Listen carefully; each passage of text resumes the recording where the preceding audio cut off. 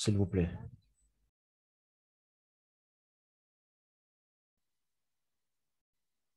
OK. Donc, j'enregistre en même temps pour ceux qui ne seront pas là, pour qu'on puisse, pour qu'ils puissent suivre la vidéo après. Bien. Donc, les opérateurs JavaScript. Alors, pour les opérateurs JavaScript,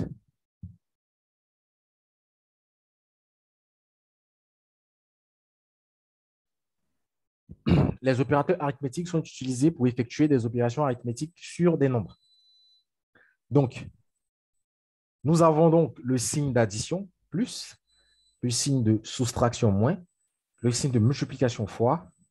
Nous avons le signe de division, OK. Nous avons le modulo, que j'ai eu expliqué la dernière fois, donc le reste de la division. Nous avons le plus, plus, qui est l'incrémentation. Et nous avons le moins, moins, qui est la décrémentation. Alors, c'est ce que nous allons voir là maintenant. Donc, on va voir ça ensemble. Donc, je fais let x égale à 5. OK. Donc, le plus, le moins, le fois, le divisé, le modulo, vous savez ce que c'est. Plus addition, moins soustraction, fois multiplication. Ça, ne prêtez pas trop attention à ça. Vous avez vu, c'est ES 2016, OK. La division, le modulo pour le reste de la division. Et nous allons voir maintenant ces deux choses-là qui sont beaucoup utilisées. Plus, plus et moins, moins. Alors, plus, plus s'appelle l'incrémentation. Moins, moins s'appelle la décrémentation. OK? Ça veut dire que lorsqu'on fait moins, moins, on soustrait moins 1 à, à la variable, en fait. Et ça s'applique, en fait, sur des chiffres. Donc, on ne peut pas faire TXT moins, moins. Ça ne marche pas. Voilà. On ne peut pas faire moins, moins sur une chaîne de caractères. C'est seulement sur des chiffres. Donc, moins, moins, ça enlève 1. Plus, plus, ça ajoute 1. OK? Voilà. Donc, ici, let x égale à 5. OK? Si je fais let x égale à 5 et que je mets let y égale à x moins moins, quelle est la valeur de y?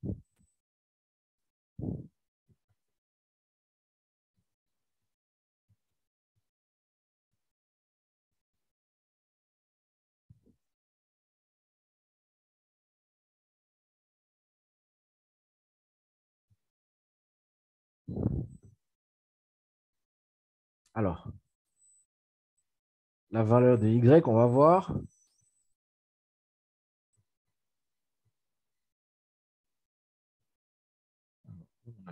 OK, ici. La valeur de y, c'est 5. Pourquoi la valeur de y, c'est 5? Alors, j'ai bien dit que moins, moins, ça enlève 1. Ça n'enlève pas 2. Moins, moins, ça enlève 1. X moins, moins égale à x moins, moins égale à x moins 1. X moins, moins égale à x moins 1. Ce n'égale pas à x moins 1 moins 1. Non, c'est égal juste à x moins 1. Maintenant, pourquoi c'est égal à 5?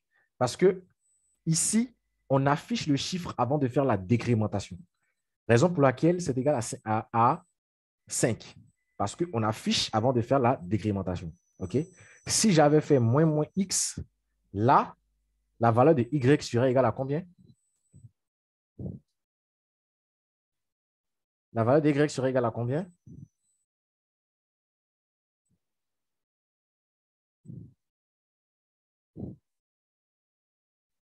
Voilà.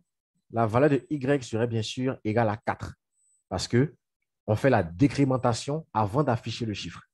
Donc, la valeur serait égale à 4. Exactement comme vous avez dit. Là, c'est bien. Maintenant, l'incrémentation. Si je fais plus plus x, quelle est la valeur de y?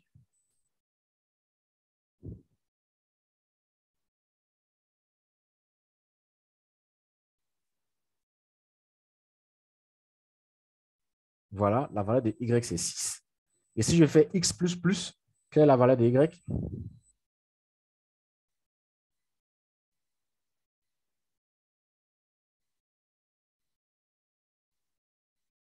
Voilà. La valeur de y, bien sûr, va être égale à 5 parce qu'on affiche le nombre avant de faire l'incrémentation. Voilà. Donc, plus, plus, on ajoute 1. Moins, moins, on enlève 1. Voilà. J'espère que c'est bien compris pour tout le monde. OK, on poursuit. Opérateur d'affectation JavaScript. Alors, on va y aller. Alors, X égale à 5. Let Y égale à X plus.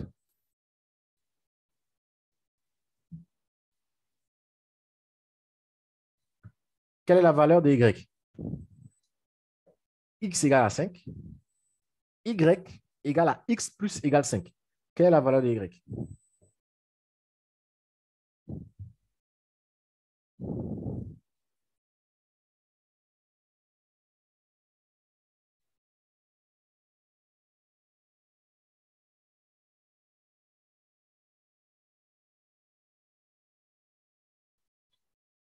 Alors, qu'est-ce que vous dites, Salimata? OK. Donc, X plus égale 5, la valeur sera 10. Pourquoi la valeur égale à 10? Tout simplement parce que X plus égale 5 équivaut à X égale à X. Voilà. Voici ce que ça veut dire. X plus égale 5 équivaut à X égale à X plus 5. Donc, vu que X égale à 5, ça fait 5 plus 5, ça fait 10. Est-ce que c'est bien compris?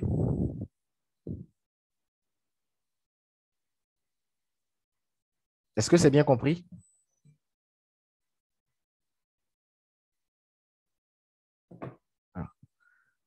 Alors, M. Jonas Etienne dit qu'il n'a pas compris. Donc, je réexplique. X plus égale 5. Regardez. X plus égale 5 égale à X. Regardez. X plus égale 5, c'est la même chose que X égale à X plus 5. Les deux, c'est la même chose. Donc, pour ne pas avoir à écrire X égale à X plus 5, les développeurs, pour aller vite, on fait ça. X plus égale 5. Sinon, les deux, c'est la même chose en fait. Voilà. Donc, X plus égale 5, c'est la même chose que X égale à X plus 5. OK? Donc, que vaut X moins égale 5?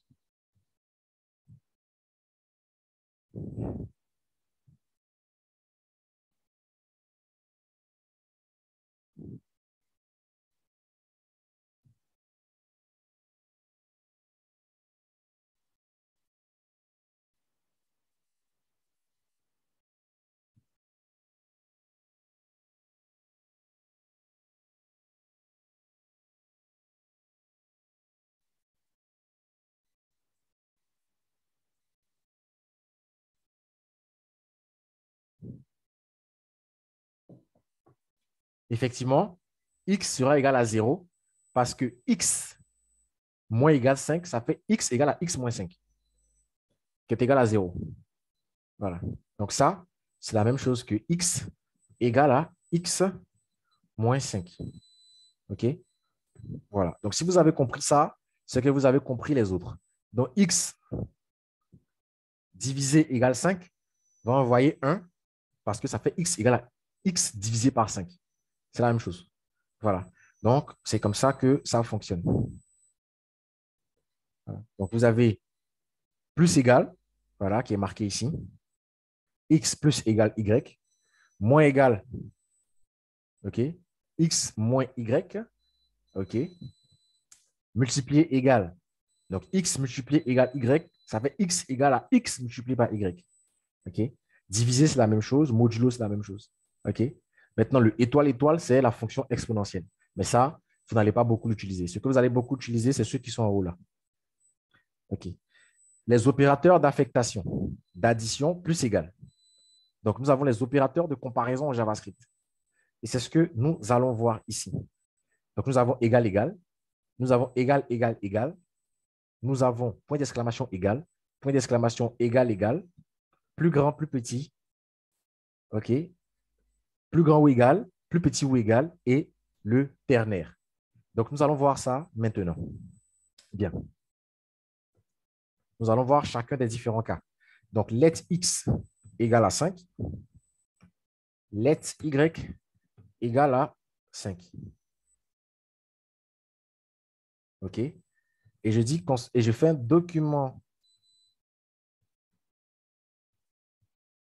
.write y2 égale x. OK. Alors, ce résultat doit nous envoyer soit vrai, soit faux. Est-ce que, est-ce que 5, donc est-ce que x est égal à y? Donc, vrai ou faux? Est-ce que y est égal à x? Quel sera le retour de ça? Ça sera vrai ou ça sera faux? Parce que ça, c'est un booléen que ça va nous envoyer.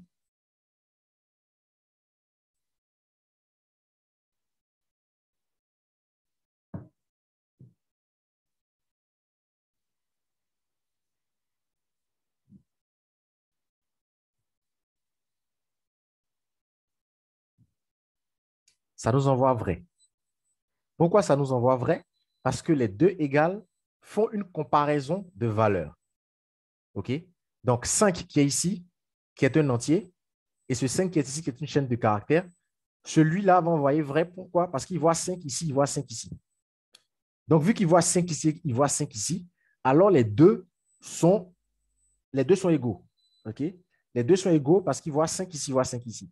Mais si j'ajoute le troisième égal, là, il va envoyer faux.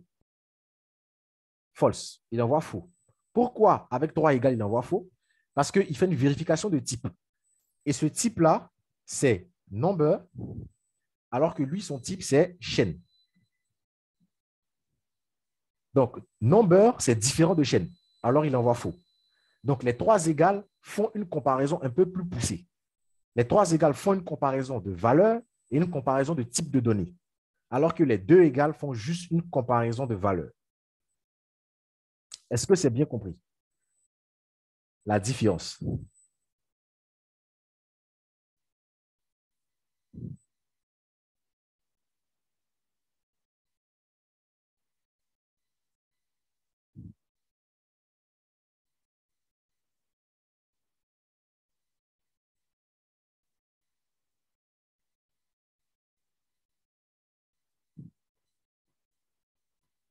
OK. Si vous avez compris ça, alors c'est bon. On poursuit donc. Y, alors, déjà ça veut dire différent. OK? Point d'exclamation égal, ça veut dire différent. C'est comme ça qu'on écrit différent en JavaScript. Point d'exclamation égal. Différent. Alors, est-ce que Y est différent de X avec un égal? Est-ce que Y est différent de X? Ça va envoyer vrai ou faux?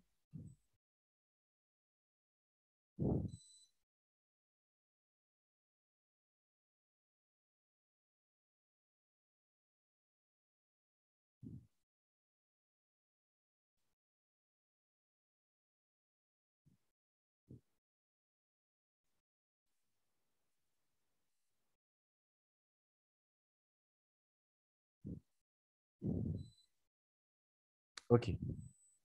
Donc, il envoie faux. Pourquoi il envoie faux? Effectivement, parce que il voit ici, on a mis un seul égal. Donc, il va faire juste une comparaison de valeurs. Et il voit 5, il voit 5. Donc, il envoie faux parce qu'avec un seul égal, pour lui, les deux sont identiques. Parce qu'il fait juste une comparaison de valeurs. Donc, les deux ne sont pas différents. Donc, il envoie faux. Par contre, avec les deux égales, là, il va envoyer vrai. Parce qu'effectivement, les deux sont différents sur le type de données. Là, maintenant, avec deux égales, il va envoyer vrai. Parce que les deux sont vraiment différents. Ça, c'est un nombre, ça, c'est une chaîne. Et je demande, est-ce que nombre est différent de chaîne? Oui, nombre est différent de chaîne. Est-ce que c'est bien compris?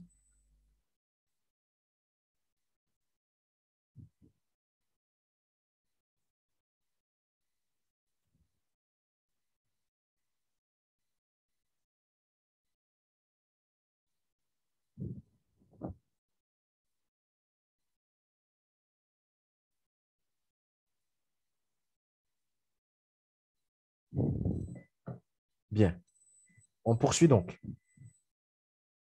Qu'est-ce qu'on a d'autre? On a le signe plus grand, plus grand ou égal, plus petit ou égal. Ça, je n'ai pas à vous expliquer. Ça, c'est des mathématiques. Vous connaissez. Plus grand, plus petit, ça, vous connaissez. Maintenant, on va passer au ternaire. Le point d'interrogation, on appelle ça le ternaire. Et c'est ce qu'on va expliquer ici. Alors,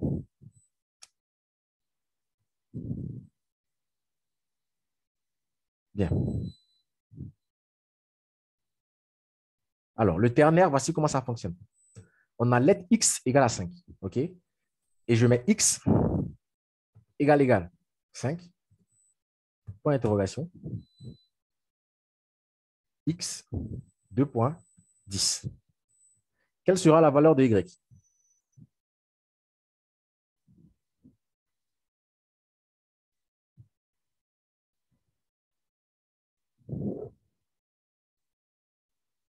Quelle sera la valeur de y?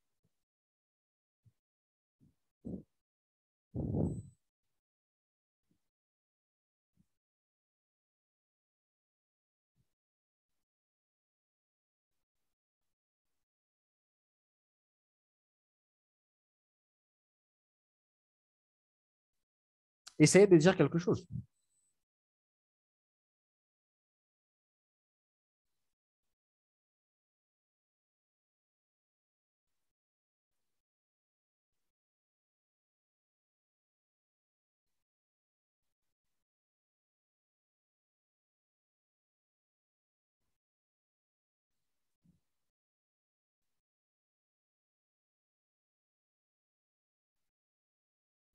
Personne pour répondre?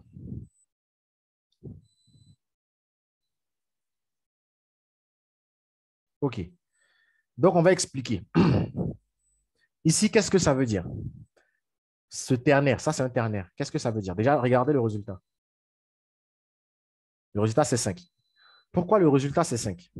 Alors, le ternaire, c'est une condition. Ici, on fait une condition.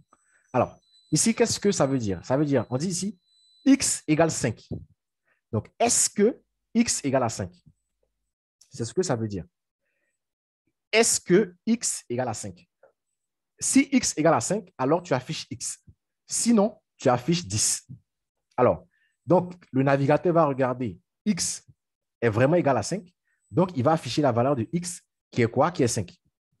C'est pour ça qu'il a affiché 5. Maintenant, si je mets ici 8, par exemple, il va afficher quoi?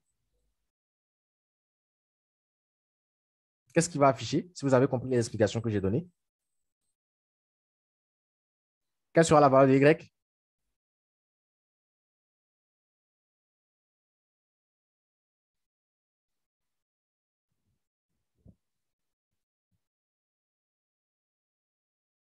Okay.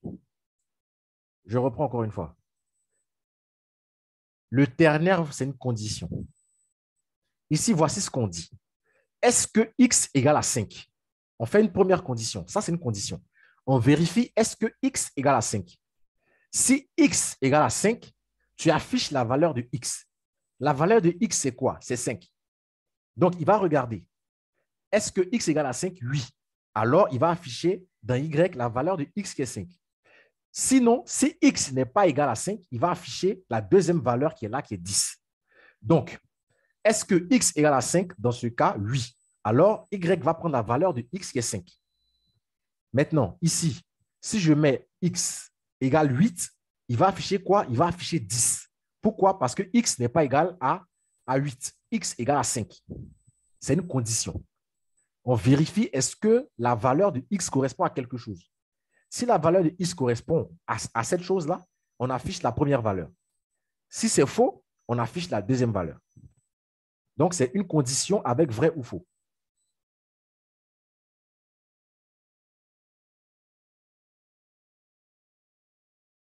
Est-ce que c'est bien compris? Monsieur Jonas Etienne, est-ce que c'est compris pour vous aussi?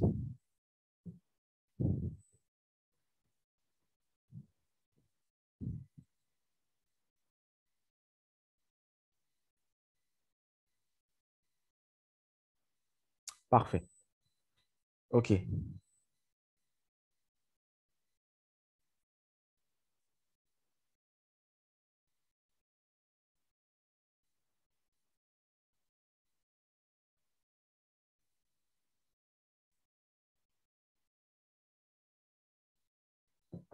Parfait. Alors, on poursuit.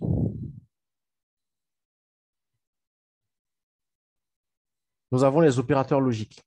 Alors, les opérateurs logiques, nous avons le ou. Donc, les deux et, ça veut dire ou. Les deux traits, ça veut dire, et les deux et, pardon, ça veut dire, les deux et commercial, ça veut dire et. Donc, logical and, ça veut dire et. Les deux traits, ça veut dire ou. Et le point d'exclamation, ça veut dire différent. Comme vous voyez ici, point d'exclamation égal, égal, ça veut dire différent. Donc, ça, c'est et, ça, c'est ou, ça, c'est différent. Nous avons quoi? Nous avons les types de données. OK? Nous avons les différents types de données. Donc, type of, donc instance of, ça, on ne va pas voir ça pour le moment parce que pour ça, il faut qu'on voit les objets. Mais nous avons type of. OK? Donc, type of, c'est quoi? Type of nous permet de retourner en fait le type de données d'une variable. Donc, ici, si je mets type of y, qu'est-ce que ça va nous envoyer? Quel est le type de données de y?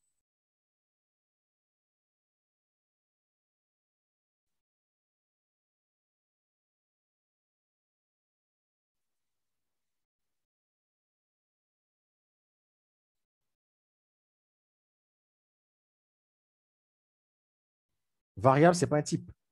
Les types de données, c'est soit c'est nombre, soit c'est chaîne, soit c'est booléen. Voilà. Donc, ce n'est pas variable. Quel type de données?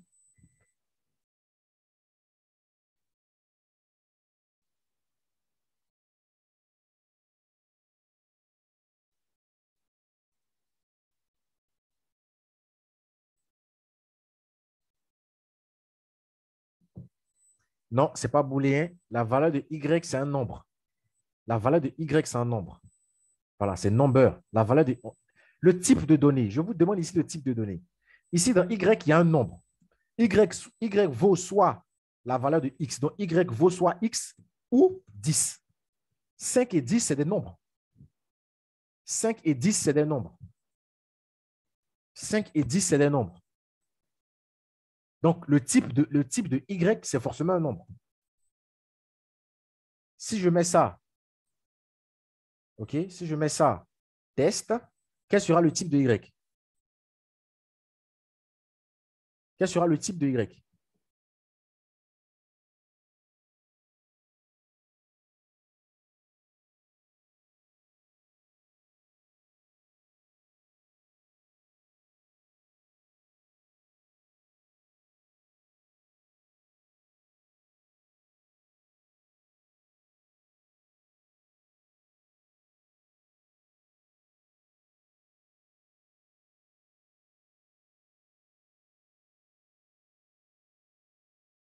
Voilà. Donc, le type de y, effectivement, ça sera une chaîne de caractères.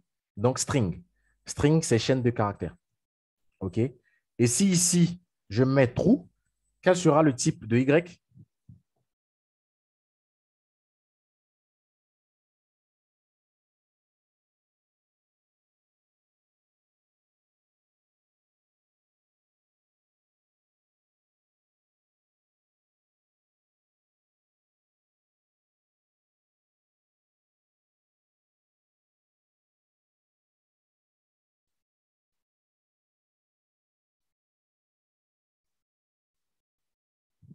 Voilà.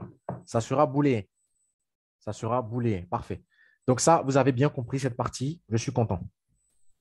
Donc, avant de se laisser, nous allons voir une dernière partie. Nous allons voir les tableaux. Donc, les types dynamiques en JavaScript, tout ça, on a déjà vu. Les objets. Donc, les objets, ça, je garde ça pour après. OK? Je garde les objets pour après. On verra ça un peu plus loin. Mais on va maintenant attaquer les tableaux. OK? Bien.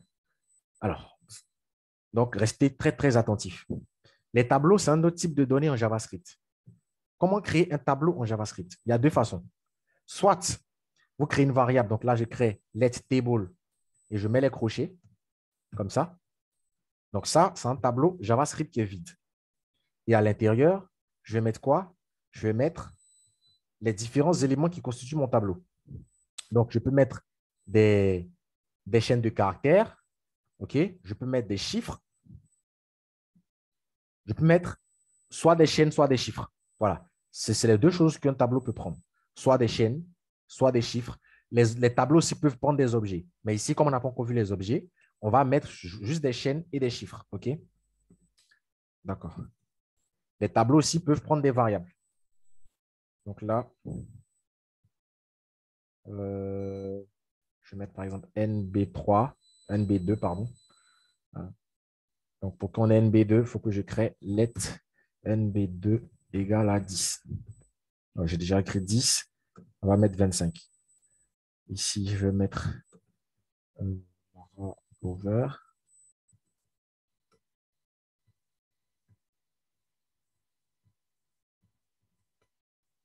Et ici, 10. Voilà. Donc, dans ce tableau, on a 4 éléments. On a Lara Lover qui est une chaîne de caractères. On a le chiffre 10. On a Bonjour qui est une chaîne de caractères. Et on a NB2 qui est 25. Donc, on a 25 ici. Donc, on va voir ce qu'il y a dans le tableau en faisant console log de table. OK. Et voilà. Voici notre tableau qui est là. Donc, on a le tableau. Ce que j'ai oublié de vous dire, c'est que les tableaux en JavaScript commencent avec l'indice 0. Lorsque vous ne mettez pas vous-même vos indices, le tableau commence avec l'indice 0. Donc, à l'indice 0, on a le premier élément que j'ai mis qui est Lara Lover. À l'indice 1, on a le chiffre 10. À l'indice 2, on a la chaîne Bonjour. Et à l'indice 3, on a 25 qui est plutôt NB2. NB2 qui est égal à 25. Donc, on a ici à l'indice 3, 25. Ça, c'est la première façon de créer un tableau. Vous pouvez aussi créer un tableau avec le mot-clé, donc let tableau 2 égale à new array. Et à l'intérieur, maintenant, vous allez mettre les différents éléments de votre tableau.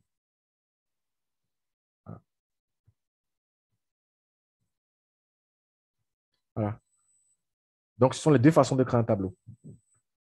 Mais la méthode la plus facile, au lieu d'écrire comme ça new array, la méthode la plus facile, c'est de faire let table. Vous mettez les crochets et vous mettez à l'intérieur, séparé de virgules, les différents éléments qui constituent votre tableau. Est-ce que c'est bien compris pour la création d'un tableau?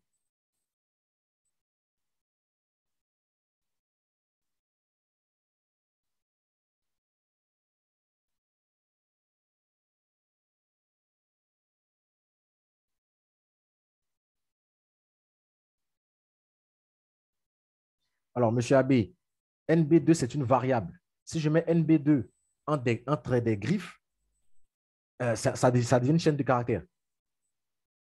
C'est une variable NB2. Et moi, je vais afficher le contenu de la variable.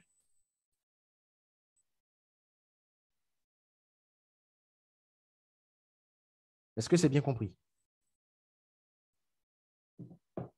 Super. Alors, comment est-ce qu'on fait pour afficher seulement un seul élément du tableau? Ne pas afficher tout le tableau, afficher juste un seul élément du tableau. Pour ce faire, il faut utiliser l'indice du tableau. Alors, ici, voici les indices. Les indices sont derrière les deux points. OK? Donc, si je veux afficher, par exemple, Lara Lover, je vais faire table, comme ça. Donc, la variable de mon tableau. Je mets les crochets et je mets son indice. Et son indice, c'est le nombre 0. Donc, je fais table 0. Table 0 va afficher Lara Lover. Comme vous voyez ici. Lara Lover. Alors, si je veux afficher NB2, qu'est-ce que je mets? Si je veux afficher NB2, qu'est-ce que je mets? Bravo, monsieur Jonas Etienne, vous mettez 3. Donc, table 3, ça va afficher les 25 qui sont dans NB2. Voilà, c'est parfait. Là, je suis content, vous avez vraiment bien compris le principe des tableaux. Donc, si je veux afficher les 10 qui sont ici, je mets 1, table 1, voilà, et il va m'afficher les 10. Parfait. Donc là, c'est top.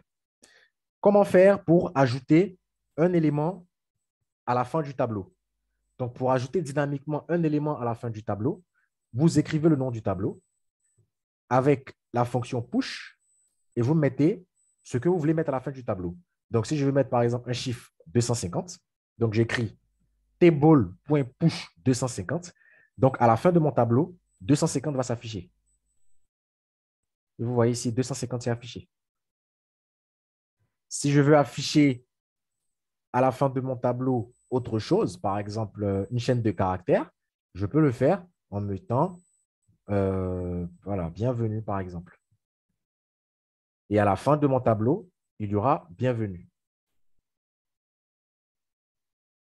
Est-ce que c'est bien compris comment ajouter un élément dynamiquement dans le tableau?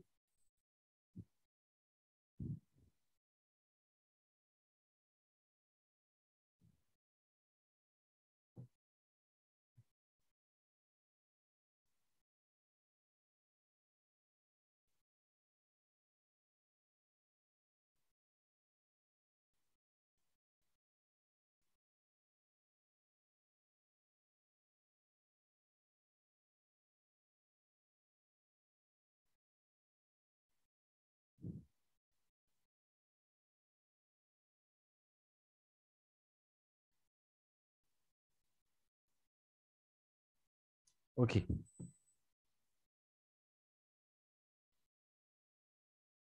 Si c'est bien compris, alors on poursuit.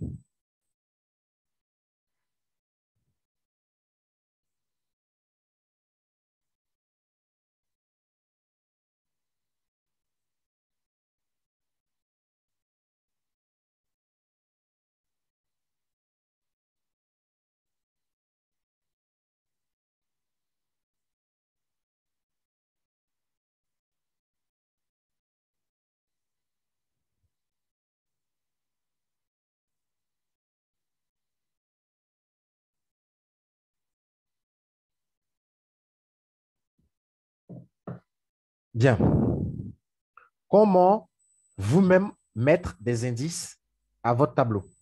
Alors, pour mettre des indices à votre tableau, au lieu que ce soit JavaScript même qui ajoute les indices pour vous, vous pouvez mettre des indices vous-même. Comment faire pour ajouter des indices vous-même à votre tableau? Alors, voici comment vous faites. Alors, vous créez le tableau, donc un tableau vide. Donc, pour créer un tableau vide, voici comment vous faites. Let table, vous mettez les crochets, vous ne mettez rien. Bien. Et en bas, on va mettre table key, par exemple. OK. Égal ou table, on va dire table non.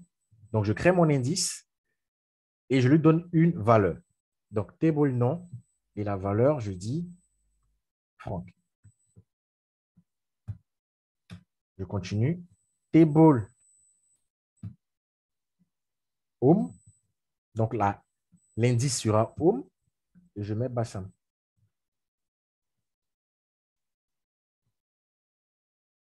OK. Table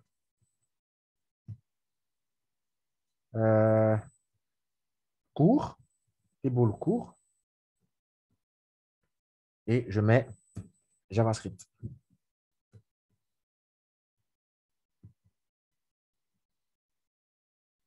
Voilà. Donc là, vous allez avoir un tableau avec des indices que vous-même vous avez choisis. Comme ça. Voilà. Donc, court JavaScript au lieu d'avoir 0. Home Bassam au lieu d'avoir 1. Non Franck au lieu d'avoir quoi? Au lieu d'avoir 3. Donc, au lieu d'avoir 0, 1, 2, vous avez créé vous-même vos propres indices. Alors, si je veux afficher Bassam, qu'est-ce que j'écris ici? Qu'est-ce que je mets ici? Si je veux afficher Bassam.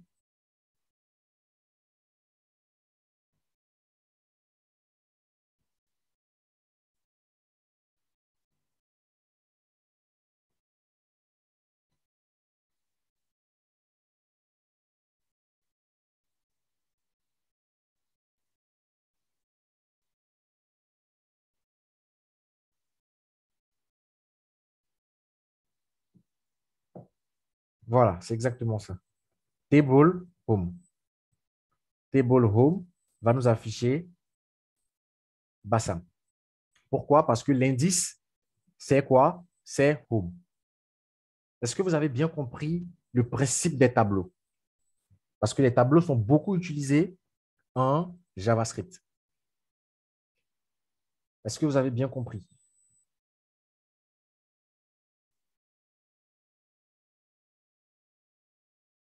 Monsieur Jonas Etienne, est-ce que vous avez compris?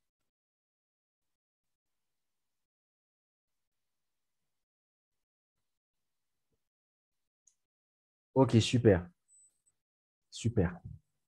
Alors, donc là, c'est ici que nous nous sommes arrêtés avec ceux qui suivent en présentiel. Donc, nous allons arrêter là pour aujourd'hui. Et nous allons donner rendez-vous, donc, excusez-moi, la semaine prochaine, donc dimanche prochain, pour bien sûr poursuivre la formation. Voilà. Donc, un exercice sera envoyé d'ici demain ou après-demain. Et le support de cours mis à jour sera envoyé avec les 2 vidéos d'aujourd'hui. Donc, la première vidéo qu'on a eu à faire avant la pause et cette vidéo-là. Voilà. Et après ça, bien sûr, je vais vous envoyer les exercices à faire. Donc, merci d'avoir suivi et on se donne rendez-vous le dimanche prochain.